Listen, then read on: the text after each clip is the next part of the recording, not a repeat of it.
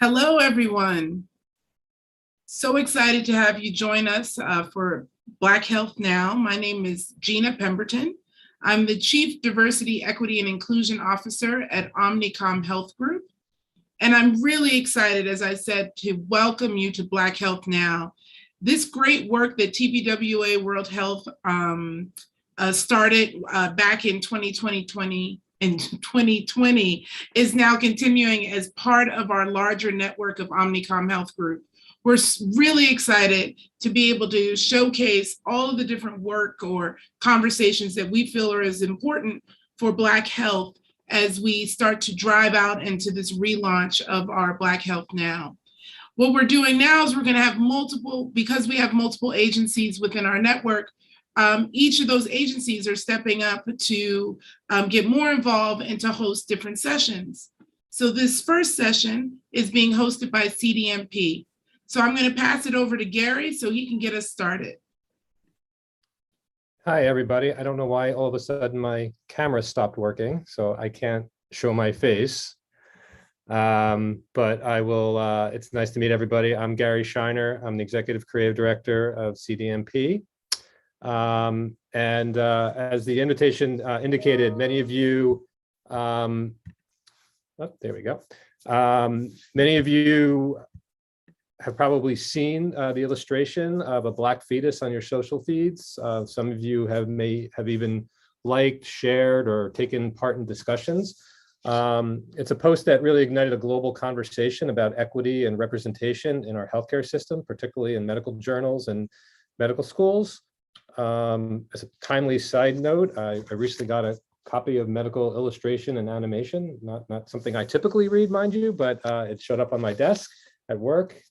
There's over 145 pages of medical illustrations between the covers of this particular edition. And there's only 3 that show a Black face or Black body.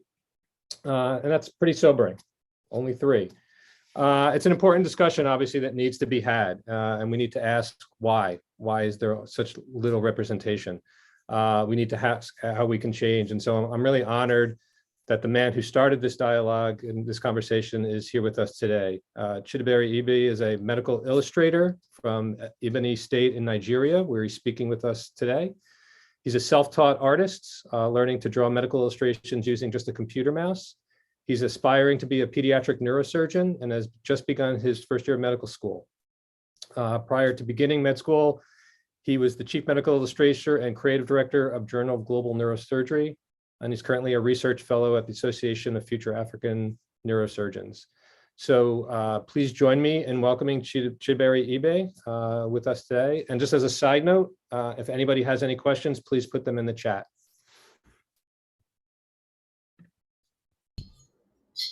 Hi, everyone. Good morning, good afternoon, and good evening, depending on where you are in the world today. I'm Chidiebere Ibe, and for those who can't pronounce it very well, Gary have already introduced me, so I'll just say that that's just much about me. Actually, but I'm currently the Chief Medical Officer at the International Center of Genetic Diseases at the Harvard Medical School, where I serve as a medical illustrator there. So thank you for having me, Gary. Thank you, everyone. And I trust to have a good conversation today.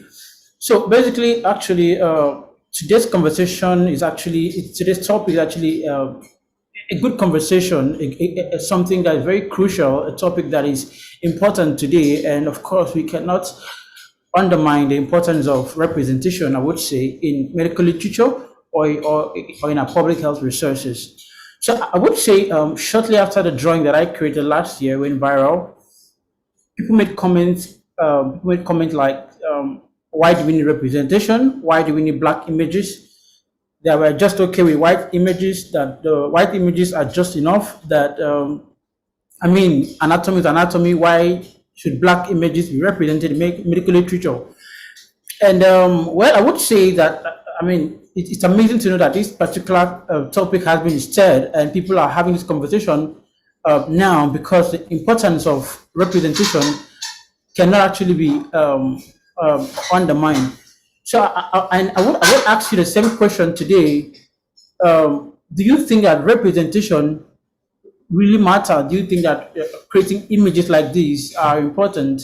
And I would love you to sit back and have a good listening today, and for me to tell you reasons why these images are important, and the effects of having less of these images in our public health resources. So I'll just talk about myself, how my journey as an illustrator, and how I got to this point. So yeah, this image was taken in 2011, and that's me on the far left. I wasn't smiling at all because I didn't have breakfast then. So yeah, so this is my family. That's my dad, my siblings, and that's my mother. I lost my mom to ovarian cancer in 2011. So this picture was taken the year, some month before I lost her. I lost my mom 25th December 2011, and this picture was taken around July. As a young person, growing up, I grew up in a family of six, loving my family, and we're not actually very poor. We were just struggling to have an ends meet, struggling to survive every day. And growing up as a young child, I was close to my mother, and watching her die in 2011, I felt so helpless. I felt I couldn't do anything about it. I couldn't help myself and I wish I was a doctor already. I wish I was just there to help her and to take away cancer, basically. And watching her die I felt so helpless. I felt bad, and that was a point in my life where I knew that medicine for me was just not just a career, but a passion, was something I wanted to do to help every other young person who had gone through what I had experienced, who had able to alleviate the pain from every young child. So losing my mom earlier in my life was something that I never expected, and I would say that was the point where I got stronger. I became very firm. I became courageous, and I became passionate about pursuing my dream. So for 10 good years, I was pursuing my dream as a medical student, wanting to be a doctor. And I tried medical school for 10 years. I wasn't admitted into medical school. And I kept up, and I kept on applying for 10 good years. And luckily, I got admitted at the Kyiv Medical University, Ukraine. But shortly before then, while still waiting to have admission into medical school, I stumbled upon artworks. I started drawing African children. I started drawing with ball pen. And it was amazing how much I had improved over the years. And for me, artwork was just something I did to express myself, or something I did to take away boredom. But in 2020, during the lockdown, I reached out to my mentor. Where we had a conversation, where we had a talk, and he said that was 2020, where I didn't have resources to keep up. And I reached out to him on Facebook and said that I see the design, because he's actually the founder of the Association of Future African Neurosurgeons. So I reached out to him and said that I see your design, that your design are not really that good enough, that I would love to work for you and you would pay me to do designs for you. And he said there were no resources to pay me. And because I had passion for medicine, because I wanted to be a medical doctor, I said I wanted to do the designs pro bono. And he said, yes, of course. So I offered to do designs for him pro bono. So whilst he's doing those designs, he saw my artworks displayed on my Facebook. And he said, I mean, you have you are artistic, you are creative, and you have passion for medicine. Why not integrate these two together? Why not bring these two together into a career like medical illustrations? I mean, I had never heard of such field before in my entire life. I had never heard of that. So I had to make research about that. I had to read about illustrations. And I found that it was quite very interesting. I find that something I wanted to do. And I reached out to him and said that, yes, I'm willing to learn. I started making research online, medical illustrations, images, and I realized that there was very little number of images that represent Black people. And I went to him and said, this is something that we should work towards doing. And he said, yes, of course. So from the very first time I started drawing medical illustration, they were all in Black illustration, they were all Black images.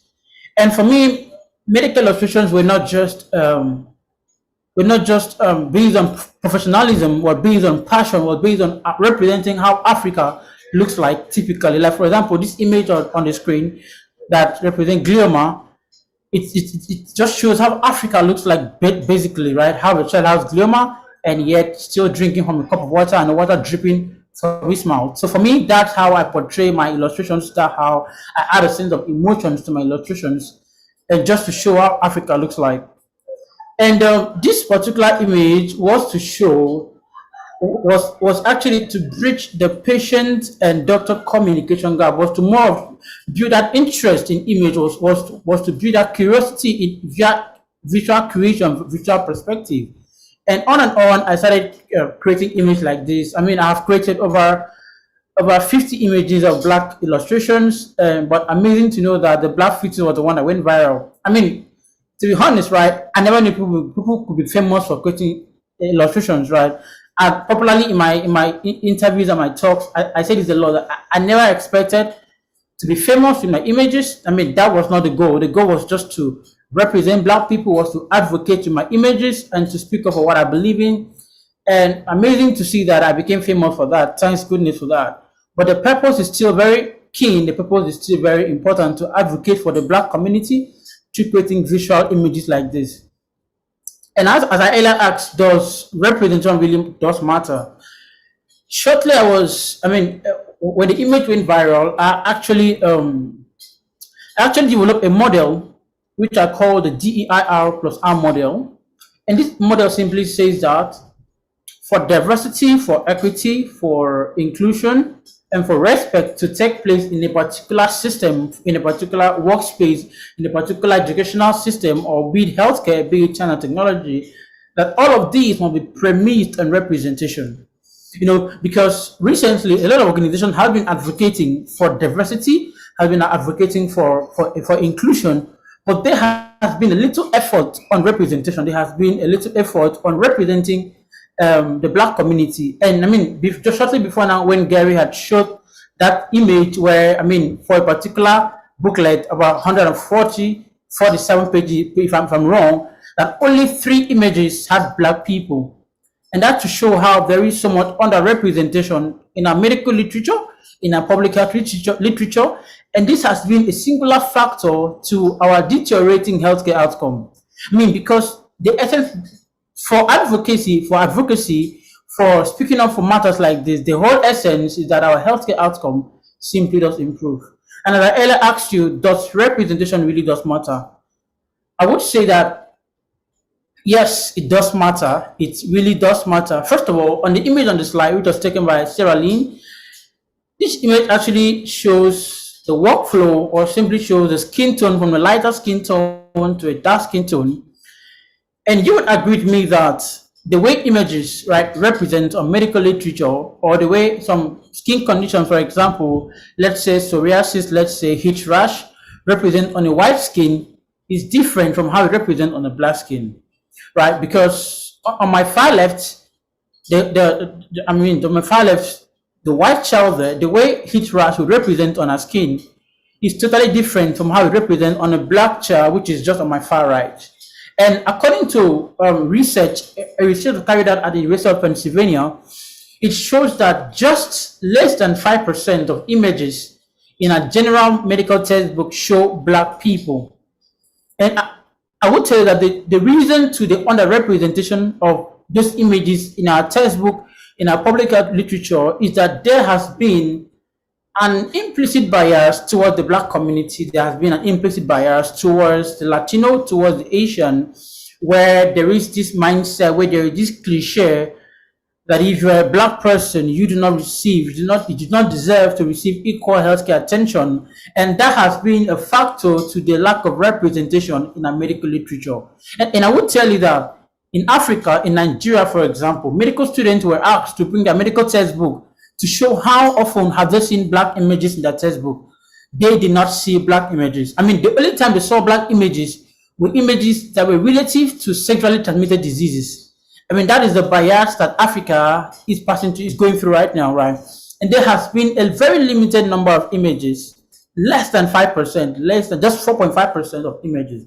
And this has been a factor to the lack of representation. There has been a factor to the approach towards black people. This has been a factor to how Black people receive healthcare attention, how Black people are respected and valued.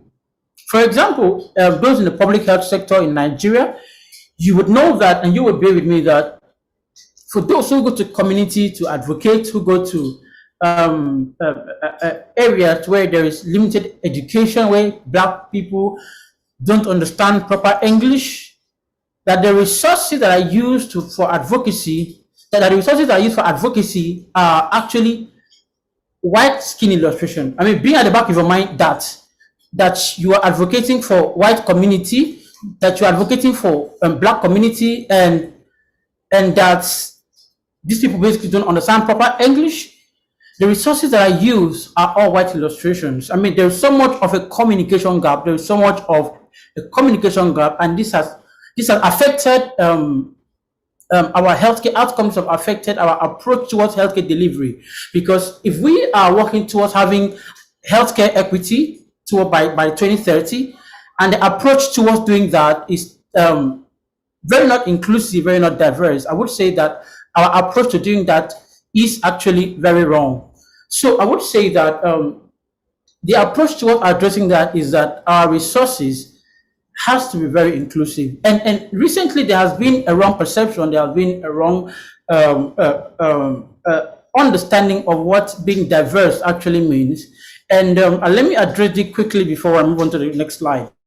So there has been a misconstrued perception that Black people are the diverse community, and that has been a bias. That has been actually the approach towards the Black community. And I would say that the idea of being diverse is that systems, that educational system, that are healthcare communities, that are leadership positions, that our engineering sector are being diverse. So Black people themselves are not diverse, but system ought to be diverse, right? Because when we say Black people are diverse, it simply says that we are placing Black people inferior to the white person, and that has been a long-edge prejudice. That has been the approach towards this, and that has affected our approach towards the Black people. And also, when we talk about an inclusive system, an inclusive system actually simply means that we give value to the Black people, that we give a sense of worth and belonging to the Black people. And I would say that, popularly say, people say that being diverse is actually, for example, being called to a party, for example, and being inclusive is being asked to dance. That simply means that you've given a Black person value, you've given him respect, you've given him the respect that he deserves, the respect that he deserves. So just to buttress upon that, if we understand that the Black community are not diverse people, but that system ought to be diverse, this could be a factor to addressing the healthcare inequity that we see today. This picture actually shows common signs, common symptoms on a COVID-2. And I mean, just to question the fact that people say that representation does not really matter.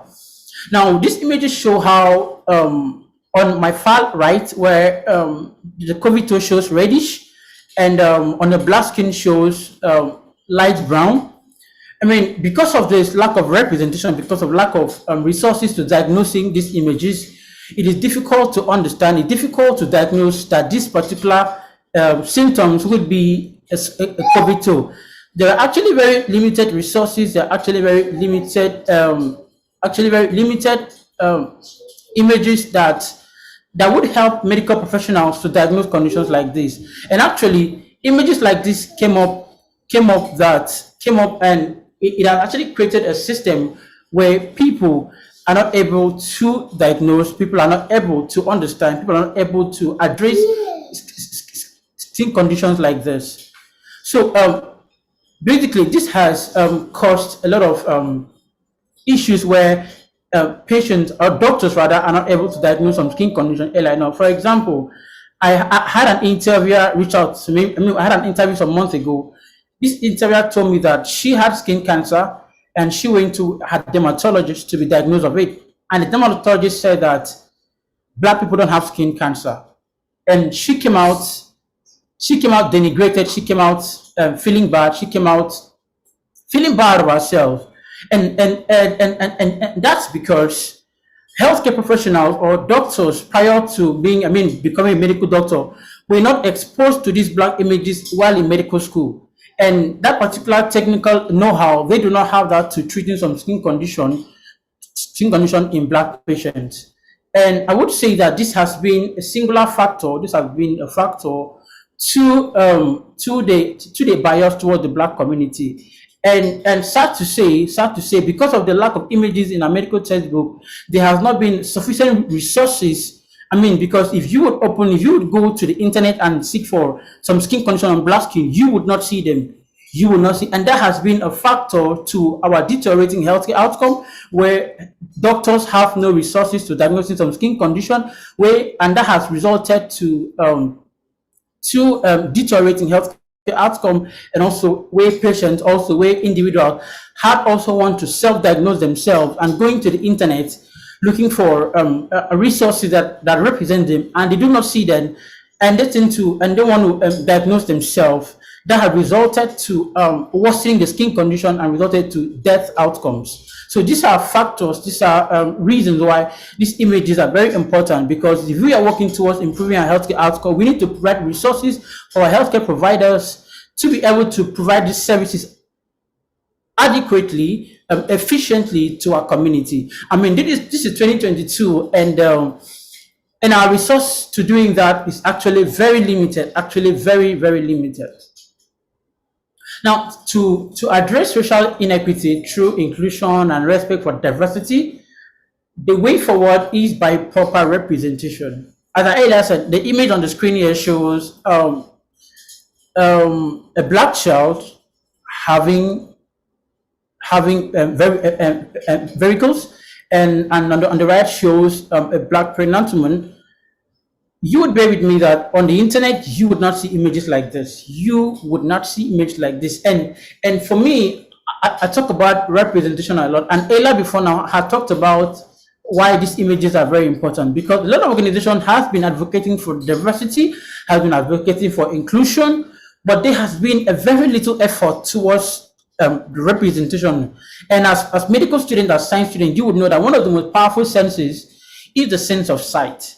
And that's why this singular image of the pregnant woman was able to resonate, was able to, go over the internet. Was able to go viral, was going viral, because it was a sense, it has actually resonated with the people via the sense of sight. And that's why if we are going to give people the sense of belonging, if we are going to advocate for people, we have to use the strategy, which is the sense of sight, which is creating visuals like this that are more representative. Because if people see themselves, if people are able to see themselves, they would have value for themselves, they would have respect for themselves, they would have the confidence to walk up to a doctor and know that their condition will be treated with respect. Because of lack of representation like this, black people have felt less of themselves, black people have felt not worthy, they have actually not have the courage to go to the doctor to be treated, to go to the doctor to address, and they actually start self-diagnosing themselves, and that has worsened the healthcare outcome, which I've earlier said. So we cannot undermine the importance of representation. And our medical students, I would say that the way forward to addressing this is that our medical students, which would one day become medical doctors and would one day provide healthcare solutions to our community, that we have to provide our resources, that we have to update our curricula, we have to update our resources, and that is the only way we can address the racial injustice that we see today. Because our children that would become medical doctors in the near future, when they see themselves, they would have more interest in learning. Recently I had a mother from the US call me, and she said that she showed her children this particular black fetus image, and they said, "Oh, I see myself right now, and I have more interest in studying medicine." It's amazing how to know how a singular image has brought up interest in learning, has brought up a community of people coming together to addressing this injustice. And I would say shortly after that drawing went viral, I had a lot of illustrators reach out to me and say that from now onward, that drawing would all be in black skin. I had people who literally changed their white illustrations to black illustration. It's amazing how to know how a singular image like this has changed the entire world. And I'm glad that a lot of people in the community are coming together to addressing this. A lot of people are coming together to working towards addressing this injustice in the system, because I would say this is actually a difficult thing to do. It takes courage to do this. But if we are going to improve our healthcare outcome, if we are going to give people the sense of worth and belonging, I would say the approach towards doing that is by proper representation, right? Proper representation. For me, as a young person, I try to add emotions to my drawing, as I earlier said. As you see from the images on the far left of the young child, this child has a stretch mark, has a birthmark on his cheek, right? Because when we are able to show this picture to a local mother, to a mother in the local community, and she sees her child, she sees this image, she's a mark, a tribal mark rather, on this child's cheek. That is more communicative. That is more, representative. We can now see ourselves more and now have a sense of value and worth. And I strongly believe that with this, with proper representation, our healthcare outcome would definitely improve. And I would say shortly after that drawing went viral, over the internet, I've seen a lot of Black images online. I've seen a lot of Black people, other Black artists are deliberate on creating Black illustrations. It's amazing to know how this singular image has created a wave of change. And I'm excited to know that that's already happening in 2022. And I'm hopeful that in 2023, that more on this would be predominant, that we would normalize the use of Black images. And also, with these images, we can address the injustice towards the Black people. For example, a disease like sickle cell disease, which originated in Africa, in West Africa for precise, there is no representation of sickle cell disease. There is no, but this is a disease that affects over 300,000 Africans every year. And this is a disease where Black people are called drug addicts because they're simply asking for drugs to ameliorate their pains, to aid their pains. But Black people are called drug addicts because they are asking for drugs to take care of themselves. This is the injustice that has been in the system for a long time, and this is why these images can be the way forward to addressing this injustice. And more there, basically, for example, disorders like autism, where there is no representation, disorders like pneumonia, where there's little representation. We can address this. We can work together to addressing it by creating representative images like these. And I strongly believe that when we come together as a community of people who are deliberate in addressing this, for example, educational system can say, oh, we want to update our curricula. We want to say that for those who are going to publish a textbook or a public health material, that at least 50 images in that textbook should be Black illustration. That is the way forward to addressing that. For those who have medical websites, you could say that for our medical website, our images should contain more Black images. And I have publishers who reached out to me and said that we want to update our website with Black images. That is the way forward to addressing the injustice in the system. Because I would say that everybody has a role in playing in this. We all have roles as an organization, as people in the leadership position.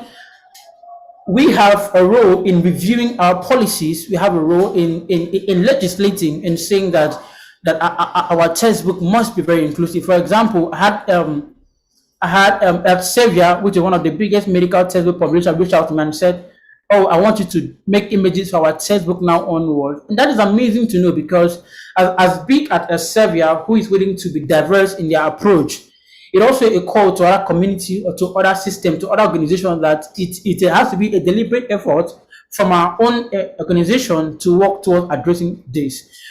And that is the way, by creating representative images, by creating images of Black people, of Latinos, of Asians, because that is how we are going to fight the injustice in our system. So thank you for having me, and I will take questions if there are any. Thank you. Thank you, Chidiebere. That was great. I'll start off with a question. Let me know if there's any in the chat. Where do you think that change needs to start? Like, does it start in medical schools? Does it start in art schools with physicians? Yeah, so I would say that the change needs to start from all angles, right? From educational system, from the physician approach towards people that are not white, and also from individual perspective, right? Because as I earlier said, if we are going to see the change, everybody has to be deliberate, right, in addressing this change. So first of all, the change starts with us as individual being willing to advocate for this, being willing to give people the platform to tell their story, to tell what they have been through, the injustice they have been through. So I would say that the change begins from all angles, from the physician perspective, from the educational perspective, but most integrally, it starts from the educational system, because that's where we are going to update our curricula. That's where medical students will be trained. With that way, our healthcare providers will be trained to deliver healthcare services. So I would say educational system is the priority, and we need to work towards fixing that through our educational system. Great. Do you have a goal? Like, what does success look like for you? Is it like that, when I open up this journal a year from now, that it's more, you see more representation, or it's taught in medical school? Like, what's your goal?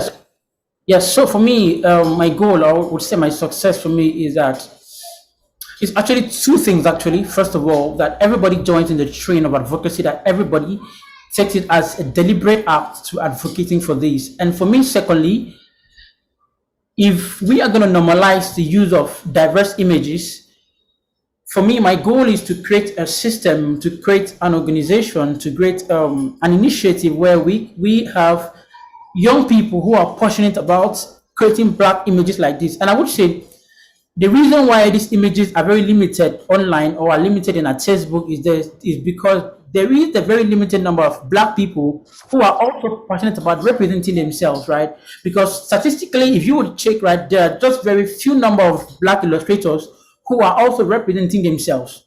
And that is a problem, right? So my goal and my success, or my goal is that I want to bring together Black artists, Black illustrators who are going to be deliberate in creating Black images. Because if we have images coming from north, south, east, and west, I would say, that would be a strategy to normalizing these images on the internet, in our medical literature, in our public health materials. So for me, that is a strategy for me, and that is a goal for me. And if that happens, that would be, I would say I've achieved the ultimate success, right? Because flipping my medical textbook in the nearest future, seeing Black images that are not just related to STIs would be a thing of joy for me. And for me, that is just my long-term goal. You bring a really interesting perspective, because you're both an artist and illustrator, but also a medical student. And so have you seen examples of inadequate representation in other aspects of the health in your experience? Okay, so I didn't really get you. Can you come again? Sure. So are there examples of inadequate representation that you've seen in beyond medical illustrations? Yes, definitely. Basically, the recent COVID-19, right, that struck the whole world. For the pulse oximeter, right, which measures the oxygen saturation in the blood, is actually has a racial, I would say, injustice. For example, it actually measures an inaccurate data on a Black person, right?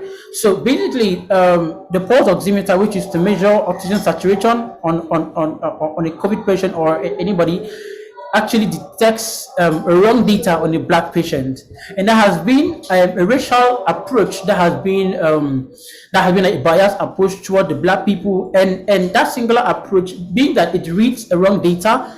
And statistically, would read that Black people have a lot of COVID-19, which might be wrong because the pulse oximeter has read a wrong data. So that has been also an area where there has been a bias, where there has been lack of representation, because I would say that when that pulse oximeter was created, it was actually tested on the white skin, and that has been the premise for making that, and that's why it reads the wrong data on a Black skin. But if we can work towards addressing that, that could also be a way to fighting the racial injustice in the system. So aside medical illustrations, that has also been an area where there has been where there has been a bias in the healthcare sector.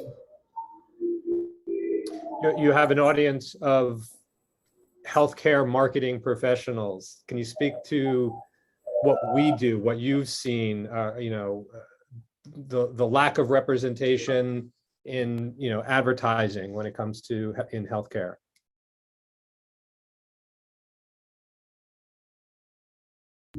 Yes, I would say I have a great audience, people who are actually pushing the forefront, right? Because I would say that my main followers are actually healthcare professionals, right? And that's how we are going to drive the change when we take this message to the healthcare providers, to the healthcare marketers, right? People who are actually deliberate about this. And I would say that's also a strategy because when we have a collective effort, right? People who are also in the forefront of health, right? Coming together and says that we actually want to see our approach very diverse. I would say that's also a way of addressing that. So I would say I have a good audience of healthcare marketers and healthcare providers. Anybody doing it right? Any companies that you see that are, walking the walk? Yes, I would say there have been a lot of people walking the walk, right? I mean, people that I know of, right, who have reached out to me personally, for example, Peanut Incorporated, which in the UK, WebMD, Xavier, people, I mean, a lot of organizations who are working towards a lot to mention, but I'm so certain that a lot of people who are seeing this as an important topic, right? For example, CDMP, right? Because if CDMP didn't have this as an important priority for them, they wouldn't have this call, right? This topic or this call wouldn't have happened, I would say. So I would say CDMP is actually working deliberately to addressing this lack of representation, and that's why this call happened, I would say, yeah. Great. Real quick, I understand that you're talking with one of our sister agencies, CDM New York, and one of their clients about partnering with them on a campaign, Every Color is Primary. Can you talk a little bit about that project? What got you excited about it? What the potential of it is? Yes, I'm quite very excited because, and that's actually one particular thing that resonates with me, right? Because I received that email from them. I was so fascinated about working with them about advocacy because that is one singular project that resonated with my interest, right? Because every color is primary. I mean, that singular thing was just an amazing project. And it also gives me the privilege to work with other people who are passionate about addressing this. And so, as I earlier said, it's not just a project of mine, right? But it's something I'm willing to collaborate with organizations, with people who are also passionate about that same goal. So I would say I was quite fascinated. I was quite enthusiastic about working with Every Color is Primary, collaborating with them by creating representative image, dermatological images, and seeing how we can advocate for them. So I would say I'm excited about this opportunity, and I trust it's going to be a good project. Yeah, we're excited to see what comes of it. Seems like it's tailor-made for that kind of a partnership. I know, and we spoke just before the talk began. You were supposed to be right now at Kiev Medical University in Ukraine in medical school. Obviously, that's not happening. So, what's the status? Where are you in your medical journey? Well, so I'm left applying to medical school again. I was supposed to start resume medical school. I mean, last year December, early January, but so I had a friend of mine who works in the United Nations, so he told me that there was going to be a war, that I should hold off a bit before traveling, and sadly that just happened. So currently right now, I'm not looking to traveling to Ukraine anymore. So I'm currently applying to other medical schools in the US, in the UK, and I'm going to trust and see how that goes. Because of course, we don't know when school will resume in the Ukraine, and even if that works out very soon, it's going to be a difficult time for everybody. Being that the fact that most Nigerians that are in Ukraine are back to Nigeria and are looking for other medical schools to go to. So I would say it's actually a very difficult moment for me right now, but I'm actually keeping my head above the waters. That's great. Well, best of luck to you on that. There's one question in the chat I wanted to throw out at you, if you don't mind. Do you think medical school institutions have the responsibility to build a library that shows how each disease affects and shows disease effect and show on different skin tones? Because it seems that the lack of representation can lead to misdiagnosis. So is it the responsibility of these institutions? Yes, it is the responsibility, right? It is part of the responsibility, as I earlier said, right? Because if we are training our medical students to be good at diagnosing, to be good at what they do, to be good at proper healthcare delivery, because one of the characteristics of a very good doctor is the ability to communicate properly, his ability to deliver an adequate healthcare service to the receiver, to the patient, right? And the resources to training our medical students are very limited. For example, are very not inclusive, are not diverse. I would say that medical school has a very good has key role in addressing that. And for example, I had a professor in one of the medical school in London. She asked my illustrations to paste them. I mean, she wanted to display them on the walls of our classroom, right? All black illustrations. And I mean, I had a student who took a photograph and said, I mean, you are. I mean, she said to me that you are a lecture topic in our class today. I feel like, oh, amazing, right? So I mean, it's amazing because medical school has, I mean, that has spurred a topic of interest, that has spurred interest in medical students, and medical students are now seeing that, oh, in a medical textbook there are not black images, right? I had a lot of medical students reach out to me and said our textbook there were not black images, and thank you for bringing this to limelight.